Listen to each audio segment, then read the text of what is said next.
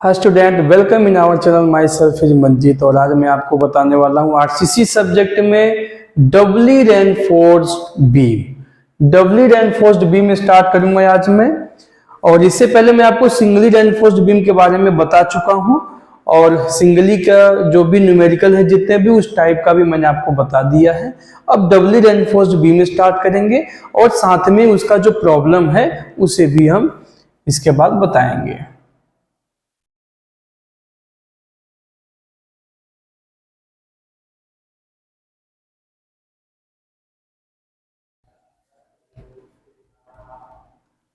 इसको बोलते हैं दोहरा प्रबलित धरण।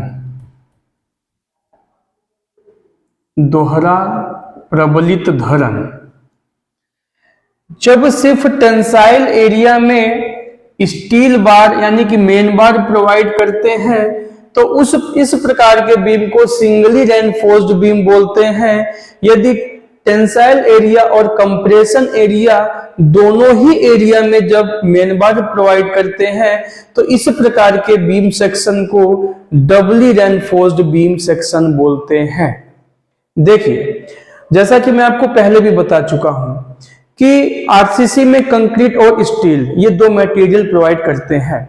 कंक्रीट एक ऐसा मटेरियल होता है जो कि कंप्रेसिव लोड को अच्छी तरह से बियर कर लेता है लेकिन टेंसाइल लोड को बियर नहीं कर पाता है।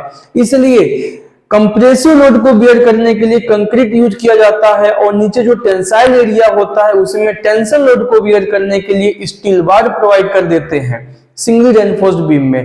लेकिन जब टेंसाइल लोड बढ़ने लगता है तो मेन बार यानी टेंसाइल एरिया में जो मेन बार आपने यूज किया हुआ है उसकी क्वांटिटी बढ़ा करके टेंसाइल लोड को बियर तो करा सकते हैं, लेकिन यदि कंप्रेसिव लोड ज्यादा लगने लग जाए तो कंप्रेसिव लोड को बियर करने के लिए कंक्रीट की एरिया आप ज्यादा नहीं बढ़ा सकते हैं।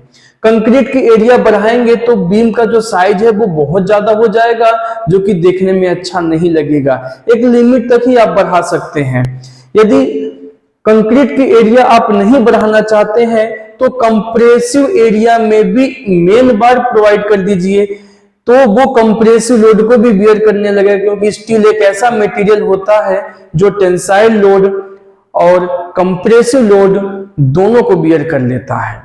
तो इसलिए क्या काम करते हैं कि कंप्रेसिव एरिया में भी हम मेन बार प्रोवाइड करते हैं जिससे कंप्रेसिव लोड भी बियर कर सके और नीचे टेंसाइल लोड में मेन बार प्रोवाइड तो पहले से किए ही है। यह है, मान लीजिए बीम का क्रॉस सेक्शन, मान लीजिए इसका ब्रेड्थ बी है, स्मॉल बी, और इस पूरे बीम का जो क्रॉस सेक्शन है वो साइज है यानी डेप्थ है वो कैपिटल डी है, यानी बी इंटू डी साइज का ये बीम है आपका। ठीक है, तो इस टॉपिक में मैं आपको बताऊंगा न्यूट्रल एक्सिस। न्यूट्रल एक्सिस के बारे में हम डिस्कस करेंगे। यहाँ पे न्यूट्रल एक्सिस को मैंने ऑलरेडी पहले डिफाइन कर चुका हूं। यहां पे सिर्फ मैं आपको इस डबली रेनफोर्समेंट बीम के लिए फॉर्मूले बताऊंगा कि किस तरीके से फॉर्मूला बनाया जाता है। तो न्यूट्रल एक्सिस को हिंदी में बोलते हैं बल शून्य रेखा। बल शून्य रेखा या उदासीन अक्ष कह सकते हैं आप, ये उदासीन अक्ष। ठीक है, उदासीन अक्ष है ये दो प्रकार की होती है। एक होता है क्रिटिकल न्यूट्रल एक्सिस और एक होता है एक्चुअल न्यूट्रल एक्सिस। ये दो टाइप के होते हैं।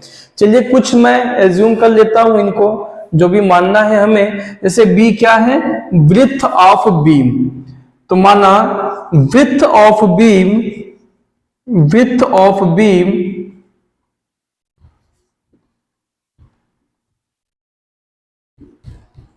धरण की चौड़ाई है आपका ये स्मॉल बी। कैपिटल डी क्या है, टोटल डेप्थ ऑफ बीम या डेप्थ ऑफ बीम कह सकते हैं आप, डेप्थ ऑफ बीम धरण की गहराई या धरण की कुल गहराई, कैपिटल डी। यहां पर नीचे एएसटी यूज किया गया है, मेन बार प्रोवाइड किया गया है। ठीक है, एएसटी यूज किया गया यहां पर, और इसके सेंटर से ऊपर तक की जो डेप्थ होता है वो स्मॉल डी होता है। Effective depth of beam, effective depth of beam,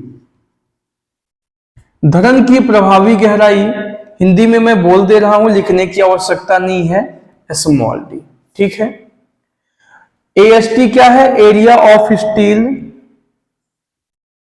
area of steel यानी इस्पात की मात्रा, इसको हिंदी में बोलते हैं इस्पात की मात्रा, एएसटी। अब यहां पर ये जो डिस्टेंस बचा हुआ होता है इसको बोलते हैं इफेक्टिव कवर, इफेक्टिव कवर। ये किसका इफेक्टिव कवर है? ये टेंशन बार का है। ये टेंशन एरिया में जो बार यूज किया गया वो टेंशन बार हो गया, तो इफेक्टिव कवर ऑफ टेंशन बार कह सकते हैं इसे हम। ठीक है।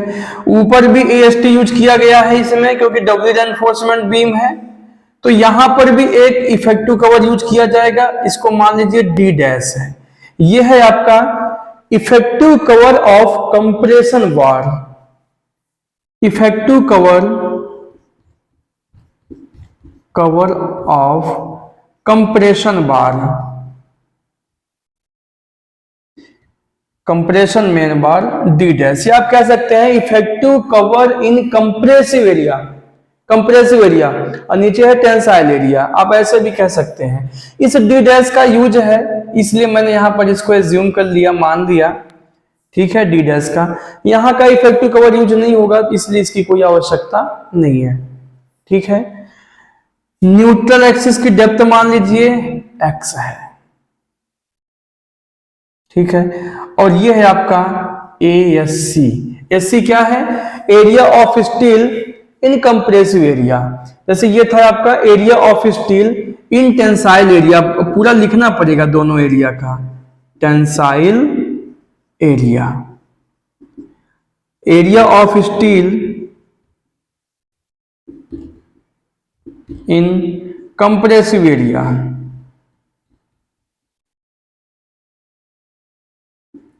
एएससी। ठीक है। और भी चीजें हैं, स्ट्रेस भी मानना है हमें, जैसे sigma CB permissible compressive stress, compressive stress of concrete,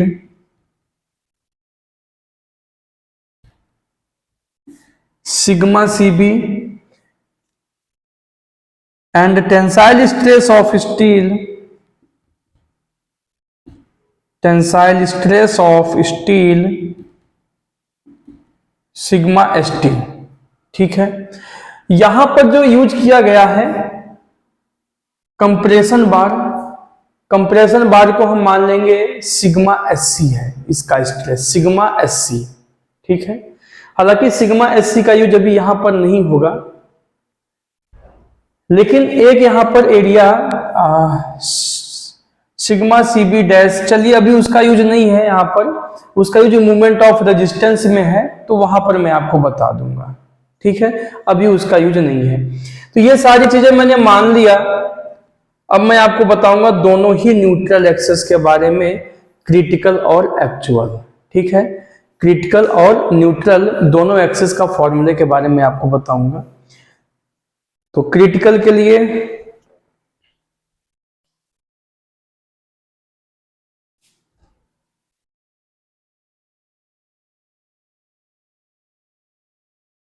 formula कैसे बनता है ये बहुत इंपॉर्टेंट है, क्योंकि आप फॉर्मूले को भूल सकते हैं, बट आप डायग्राम बना के जल्दी से फॉर्मूले को बना सकते हैं।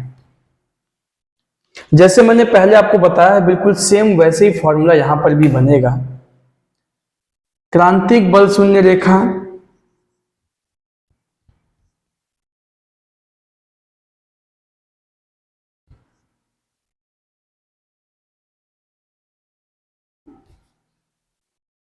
Critical neutral axis,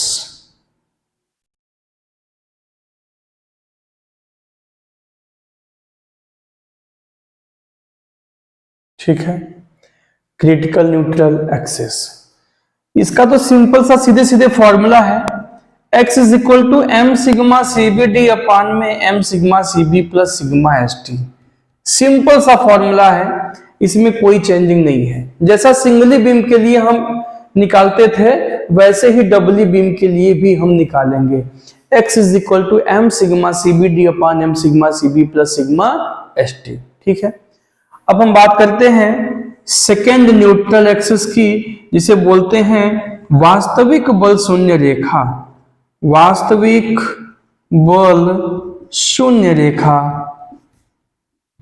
actual neutral axis. यहां पर मैंने आपको बताया हुआ है कि किस प्रकार से हम इसे फॉर्मूले को बनाते हैं। कंप्रेसिव एरिया का moment is equal to tensile area का moment. Moment area of compressive area, moment area of compressive area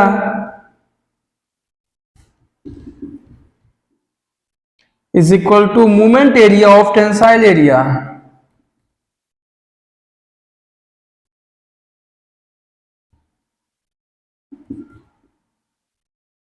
इस फॉर्मूले से हम निकालेंगे। देखिए, moment is equal to force into perpendicular distance होता है। फोर्स तब लेते हैं जब मोमेंट ऑफ फोर्स लेते हैं। यहाँ पे मोमेंट ऑफ एरिया लेके चलना है, यानी area into perpendicular distance, area के अबाउट में लेके चल रहे हैं हम। यहाँ पे न्यूट्रल एक्सिस पे ही हम मोमेंट लेंगे। ठीक है, मोमेंट एरिया लेंगे तो एरिया इनटू परपेंडिकुलर डिस्टेंस। ध्यान दीजिए, कंप्रेसिव एरिया में हम मोमेंट एरिया पहले निकालेंगे। कंप्रेसिव एरिया की बात करेंगे सिर्फ। कंप्रेसिव एरिया कितना है? ये है पूरा B into x, B into x, ये है कंप्रेसिव एरिया आपका B इंटू एक्स। ये क्या है? टोटल कंप्रेसिव एरिया है B into x into centre से न्यूट्रल एक्सिस तक का डिस्टेंस लेंगे। तो B इंटू एक्स का जो सेंटर पॉइंट है वो कहां पे है? यहां पर है। तो यहां से डिस्टेंस लेंगे x/2, जैसे आप पहले लेते थे, इंटू x/2। आप सिंगली बीम में ऐसे ही किया हुआ था, B इंटू एक्स, ये क्या हो गया? एरिया हो गया, इंटू x/2 क्या हो गया? ये उसी कंप्रेसिव एरिया के सेंटर से डिस्टेंस कहां तक? न्यूट्रल एक्सिस तक। तो ये हो गया आपका कंक्रीट का, प्लस कर देंगे इसी में, प्लस ये जो ASC यूज किया गया है इसका मोमेंट ऑफ एरिया अलग से निकालेंगे हम। जो स्टील बार आपने प्रोवाइड किया गया यहाँ पर, जो आपने स्टील बार यहाँ प्रोवाइड किया है, इसका हम अलग से निकालेंगे, इसी में प्लस कर देंगे, प्लस। अब यहीं पे समझना है, यहां पे समझना है। एरिया ऑफ स्टील कितना है? मान लीजिए ASC है। कितना है? ASC, area of steel. Compressive area में कितना है? ASC। लेकिन जब भी हम स्टील लेते हैं तो कंक्रीट के इक्विवेलेंट बनाने के लिए हम उसके मॉड्यूलर रेशियो का मल्टीप्लाई कर देते हैं। ऐसा मैंने आपको पहले भी बताया है कि जब यहां पर हम AST लेते थे तो MAST लेते थे। MAST हमेशा मॉड्यूलर रेशियो का मल्टीप्लाई किया जाता है, MAST। यहां पर वही चीज यहां पर भी हम करेंगे। क्या काम करेंगे? MASC। लेकिन M क्या है? M है मॉड्यूलर रेशियो ऑफ कंक्रीट है, बट कहां का है? टेंसाइल एरिया का है। ये जो मॉड्यूलर रेशियो मैंने यूज किया था, ये किसका यूज किए थे? टेंशन एरिया का किए थे। लेकिन जो कंप्रेसिव एरिया में जो मॉड्यूलर रेशियो होता है वो टेंसाइल एरिया का 1.5 गुना होता है। टेंसाइल एरिया का 1.5 गुना होता है। अगर मान लीजिए यहाँ पे मॉड्यूलर रेशियो M है तो यहाँ पे मॉड्यूलर रेशियो 1.5 M हो जाता है, 1.5 M हो जाता है। तो यहाँ पर हम कितना M लेके चलेंगे? 1.5 M ASC। ये हो गया क्या आपका? ये हो गया यहाँ का एरिया हो गया। अब इनटू सेंटर से डिस्टेंस, एक काम और करेंगे हम यहाँ पे, सेंटर से डिस्टेंस बाद में ले लेंगे, पहले इसी में हम ASC माइनस कर देंगे, सिर्फ ASC माइनस करेंगे। क्यों माइनस करेंगे? क्योंकि ये ASC 2 बार कंसीडर हो रहा है। एक बार तो हम यहां भी कर रहे हैं जब कंक्रीट के इक्विवेलेंट निकाल रहे हैं तब कर रहे हैं, और एक बार जब हम पूरा ये कंप्रेसिव एरिया लिए थे तो वहां पर भी इसकी काउंटिंग हो गई थी। तो इसलिए हम क्या काम करेंगे? इसी में से ASC हमने माइनस कर दिया। ये AC हम यहाँ भी माइनस कर सकते थे, बट यहाँ नहीं किए, यहीं पे कर रहे हैं। यहाँ पर इसलिए कर रहे हैं क्योंकि दोनों के सेंटर का बीच का डिस्टेंस इक्वल है यहाँ पर, इस वजह से। तो हमें सेंटर के बीच का डिस्टेंस एक ही बार लेना होगा। तो इसका सेंटर कहां पर है? यहां पर है। तो ये डिस्टेंस हमें लेके चलना है। ये डिस्टेंस कितना है? x minus d dash, x minus d dash. आप समझ गए होंगे मैंने क्या किया। देखिए, सबसे पहले हमने क्या किया, इस पूरे ASC का हम मूवमेंट एरिया निकाल रहे हैं। तो ASC हम ले लिया, यानी कंप्रेशन स्टील बार ले लिया, उसमें मॉड्यूलर रेशियो का मल्टीप्लाई हम करते हैं कंक्रीट के इक्विवेलेंट बनाने के लिए। तो मॉड्यूलर रेशियो कितना होता है? 1.5 m होता है। यहाँ पर m होता है, यहाँ पर 1.5 m होता है। तो 1.5 m ASC हो गया, माइनस ASC कर दिया इसमें, क्योंकि ASC 2 बार काउंटिंग हो रहा था। एक बार यहाँ भी ASC आ गया और इसमें भी आ चुका है, तो इसलिए उसको ASC हमने क्या किया? माइनस कर दिया एक बार। ठीक है, ASC हमने क्या किया? माइनस कर दिया। इनटू सेंटर से डिस्टेंस, इस स्टील का जो सेंटर है यहाँ पर है सेंटर, यहां से ये डिस्टेंस लेंगे। ये डिस्टेंस कैसे निकालेंगे? ये x है और x में से d डैश माइनस कर देंगे, x माइनस d डैश। तो ये पूरा हो गया आपका moment area of compressive area is equal to, अब हम निकालेंगे moment area of tensile area, जैसा हम पहले निकालते थे। टेंसाइल एरिया की जब बात की जाएगी तो सिर्फ और सिर्फ स्टील लेके चलते हैं, यानी AST लेके चलते हैं, और मॉड्यूलर रेशियो का मल्टीप्लाई कर देते हैं, MAST लेके चलते हैं। इनटू सेंटर से डिस्टेंस इसका भी लेंगे, तो इसका जब डिस्टेंस लेंगे तो यहाँ सेंटर से NA तक का डिस्टेंस, ये डिस्टेंस कैसे निकालेंगे? D minus x. तो यहां पर एक आपका फॉर्मूला क्या बनता है? bx स्क्वायर अपान में 2 प्लस 1.5 m माइनस 1, ASC हमने कॉमन लेके बाहर कर दिया, ASC into x minus d dash is equal to MAST d minus x. देखिए, सिंगली वाले बीम में भी यही फॉर्मूला आपने यूज किया हुआ था, बस डिफरेंट क्या है कि वहां पर जो आपने फॉर्मूला बनाया हुआ था bx स्क्वायर अपान में 2 is equal to MAST d minus x, यहां पर सिर्फ ये एक्स्ट्रा हो गया, किसकी वजह से? स्टील बार के वजह से। 1.5 m minus 1 into ASC into x minus d dash. आगे हमें जब भी इस स्टील के एरिया का यूज करना होगा कहीं पर, तो हम बार बार ये नहीं लिखेंगे 1.5 m ASC माइनस ASC फिर अगली बार कॉमन लेंगे, नहीं, हमें बार बार ऐसा लिखने की आवश्यकता नहीं है। हम डायरेक्ट ये लिख सकते हैं 1.5 m माइनस 1 इंटू ASC। ठीक है, तो इस प्रकार आपका ये एक्चुअल न्यूट्रल एक्सेस का फॉर्मूला बन गया। तो मैं समझता हूं आपको फॉर्मूला याद भी हो गया होगा। क्रिटिकल निकालने के लिए पहले जैसा ही फॉर्मूला आपको यूज करना है, x is equal to m sigma CBD upon m sigma CB plus sigma ST, और जब एक्चुअल निकालेंगे तो bx स्क्वायर अपान में 2 plus 1.5 m minus 1 into ASC into x minus d dash is equal to MAST d minus x। ठीक है, ये formula है। थोड़ा सा आप लोग भूल सकते हैं, कहीं पर जैसे x माइनस डी डैश है तो कहीं पर d माइनस एक्स है, इस तरीके से आप कंफ्यूज हो सकते हैं, बट डायग्राम को देख करके आप फॉर्मूला तुरंत बना लिया करेंगे तो गलत नहीं होगा। ठीक है, फिर मैं मिलता हूं नेक्स्ट लेक्चर में, और वहां पर आपको बताऊंगा मूवमेंट ऑफ रेजिस्टेंस कैसे निकालते हैं कंप्रेसिव एरिया में एंड टेंसाइल एरिया में। बहुत ही इंपॉर्टेंट टॉपिक होगा, उसको हम बताएंगे। उससे पहले एक इसके बेस पे ये मैं आपको एक न्यूमेरिकल और बता दूंगा, जिससे आपको ये कॉन्सेप्ट क्लियर हो जाए, क्योंकि इसके बेस पे भी एक न्यूमेरिकल आ सकता है, एग्जामों में पूछा जा सकता है। फिर मैं मिलता हूं नेक्स्ट लेक्चर में।